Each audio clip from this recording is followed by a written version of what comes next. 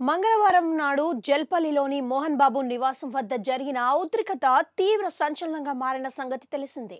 ఈ ఘటనలో మీడియా ప్రతినిధులపైన దాడి జరగగా అందులో ఓ జర్నలిస్టు తీవ్రంగా గాయపడిన పరిస్థితి. దీంతో తీవ్ర నిరసనలు తెరపైకి వచ్చింది. ఈ సమయంలో మోహన్ బాబు స్పందించారు. దీనిపై గురువారం రాత్రి మోహన్ బాబు ఆడియో విడుదల కాగా ప్రజలకు ఓ విజ్ఞప్తి చేశారు. ఈ సమయంలో తాజాగా ఓ లేఖ విడుదల చేశారు.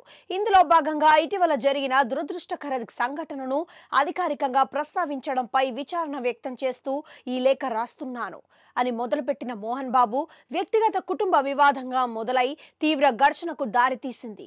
ఈ ఘటనలో జర్నలిస్టు సోదరుడికి బాధ కలిగించినందుకు నాకు కూడా బాధగా ఉంది అన్నారు.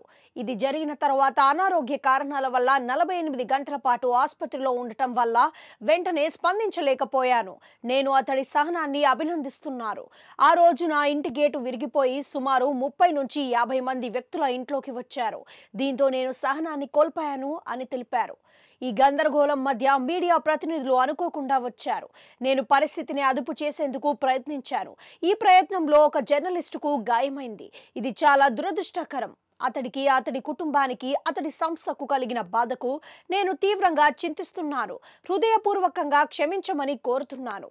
త్వరగా కోలుకోవాలని ఆశిస్తున్నాను అని మోహన్ బాబు లేఖలో రాశారు.